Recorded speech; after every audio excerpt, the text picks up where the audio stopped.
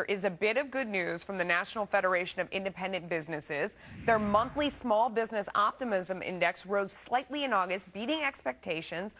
But it is the climate for small business in the U.S. Is it really getting better? Joining me now are two women who know a lot about creating jobs and running successful businesses. Catherine Monson is the CEO of Fast Signs, and Melanie Bergeron, sorry about that, is chair of the moving company Two Men and a Truck. Ladies, thank you so much for joining me right now. Catherine, I'm going to start with you. What do you think about this idea that the NFIB says the optimism index rose to 92.9, but it was at a 9-month low last month? Are small business owners getting more optimistic? What do you think? Well, what I know about small business owners is we are optimistic by nature. We're the folks that are willing to take risks and hire people and create jobs. And so by our very nature, we're optimistic.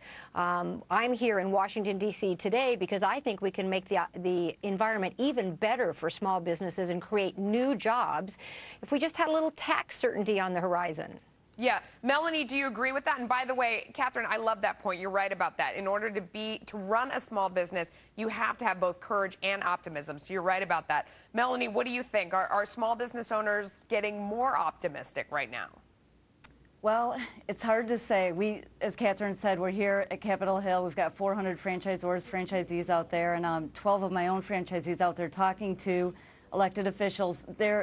While our sales are great and people are moving and things look optimistic, there is the uncertainty of the tax situation. Most franchisees are S-corps or LLCs, and so depending on the decisions made, the sales are going to go right through their personal income statement. While it may make them look wealthy, for small business owners, that money is going right back into investment, paying off debt, buying assets.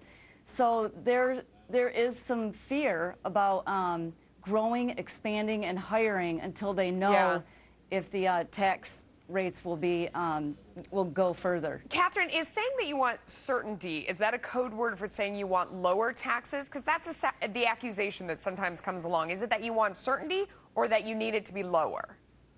Well, Melissa, certainty is certainly very important, but we're going to manage our businesses based on what we know about the future. And 3.5 months from now, we don't even know what our taxes are going to be. But I guarantee you, what you incent, you get more of. And lower taxes will allow small business owners to reinvest in their businesses, expand, hire new employees.